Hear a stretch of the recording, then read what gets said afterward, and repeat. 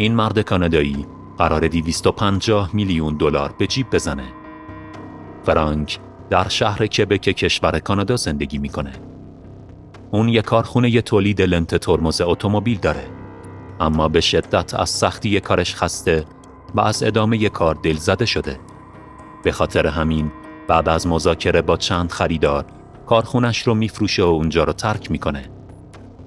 همینطور که روی مبل خونش لم داده بود، پیش خودش فکر میکنه باید راه بهتری برای پول درآوردن وجود داشته باشه. اصلاً چرا خودم پول درست نکنم؟ یعنی رسما اسکناس طراحی و چاپ کنم. یه فکر خطرناک و وسوسه برانگیز. از اینجا بود که فرانک شروع میکنه به تحقیق و مطالعه درباره این که چطوری میتونه اسکناس بسازه. اون از بین پولهای رایج به سراغ دلار آمریکا میره که قدرت و محبوبیت بیشتری توی معاملات در سرتاسر دنیا داره. فرانک 1.5 سال بعد رو به بررسی و جمع‌آوری اطلاعات درباره ساخت دلار آمریکا اختصاص میده. اما فقط مطالعه کافی نبود. برای ساخت اسکناس فرانک باید کاغذ خاصی تهیه میکرد. اون به وبسایت ها و مکان های دولتی میره تا یاد بگیره دلار رو از چه کاغذی میسازن یا چه مسائل فنی و نکات امنیتی رو باید رعایت کنه. با اسم و هویت جعلی شروع به جستجو در تمام کشورهای اروپایی میکنه، چون همه جا امکان تهیه این کاغذ وجود نداره. بالاخره تونست یه تولید کننده کاغذ تو آلمان پیدا کنه تا بهش کمک کنن کار رو شروع کنه.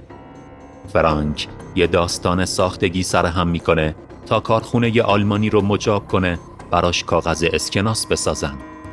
اون با زیرکی ادعا کرد برای پروژه‌ای کاملا قانونی به این محصولات نیاز داره. داستان اینجوری میشه که وقتی کاغذها رو تحویل بگیره و کار چاپ رو شروع کنه 250 میلیون دلار اسکناس چاپ میشه.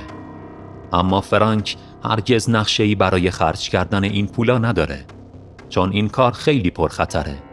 بلکه در نظر داشت این پولای ساختگی رو به 30% ارزش به مشتری بفروشه. یعنی تصمیم داشت از فروش کل این اسکناس ها حدود 80 میلیون دلار به جیب بزنه. در ادامه فرانک یک کارگاه چاپ در حومه شهر راه اندازی میکنه و تمام تجهیزات و لوازم حرفه‌ای چاپ رو هم تهیه میکنه.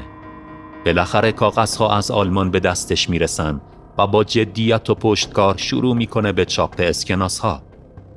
اون باید سریع و با احتیاط کار رو به پایان برسونه، چون اصلاً دلش نمیخواد پلیس از کارش با خبر و با مدرک جرم دستگیر بشه.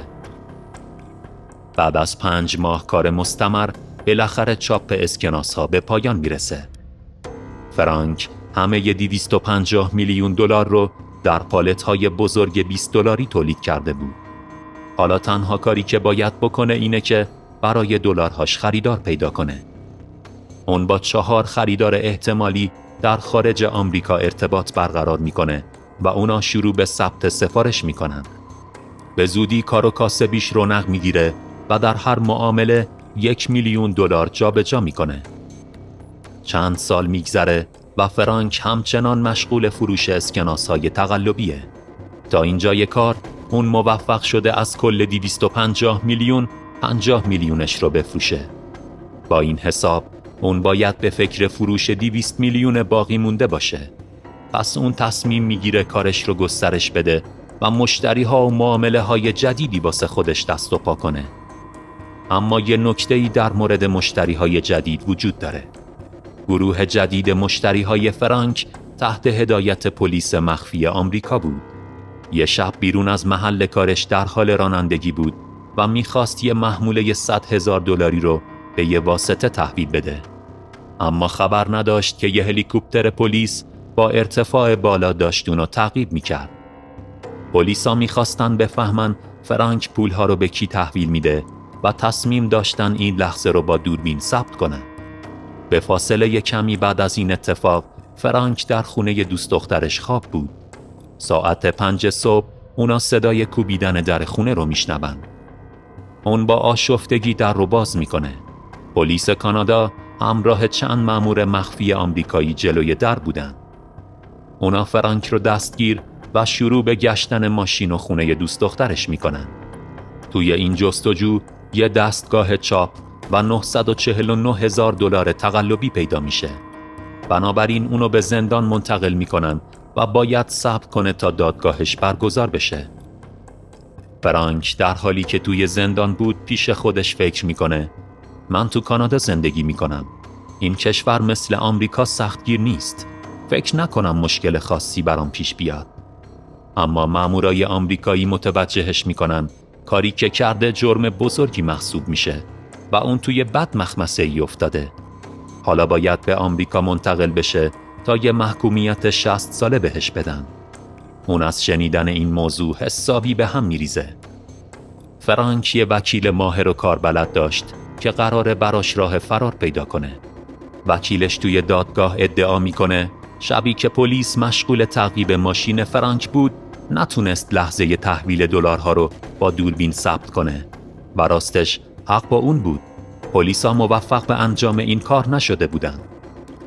پس با این حساب اونا مدرکی برای این کار نداشتن و حکم بازرسی خونه دوست دختر فرانک غیرقانونی تلقی میشد.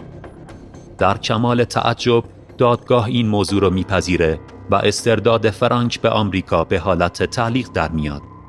بعد از گذشت 6 هفته اونو آزاد میکنن و به کانادا برمیگرده.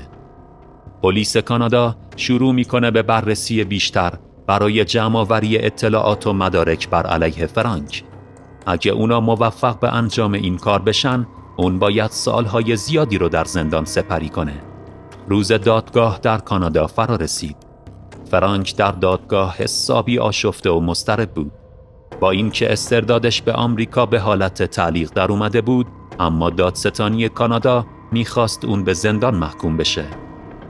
فرانک رو به وکیلش میکنه و میگه هنوز 200 میلیون از اسکناس‌های تقلبی وجود داره که نتونسته براشون مشتری پیدا کنه و پلیس هرگز دستش به اون اسکناس‌ها نمیرسه.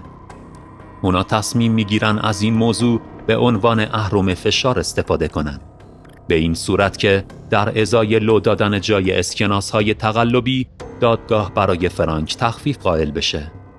همونطور که میدونید دولت آمریکا و کانادا اصلاً دوست نداشتن این پولا وارد دنیای واقعی بشه، چون باعث میشد ارزش دلار آمریکا پایین بیاد. پس بعد از مذاکرات بین وکیل و دادستان اونا به توافقی میرسن که در ازای فاش کردن محل باقی اسکناس‌ها فرانک آزادیش رو به دست بیاره. اون پلیسا رو به محل مخفی کردن دلارها میبره. این محموله رو پشت کامیون در پارکینگ یه هتل گذاشته بود. پلیس محموله رو ضبط میکنه و بعد از مدت کوتاهی فرانک آزاد میشه. پس بعد از همه این ماجراها و همه جرائمی که فرانک مرتکب شده بود، اون فقط 6 هفته رو توی زندان سپری کرد. یعنی کل این داستان به طرز شگفت‌انگیزی به نفعش تموم شده بود. فکر نکنم همه خلافکارها به خوششانسی فرانک باشن.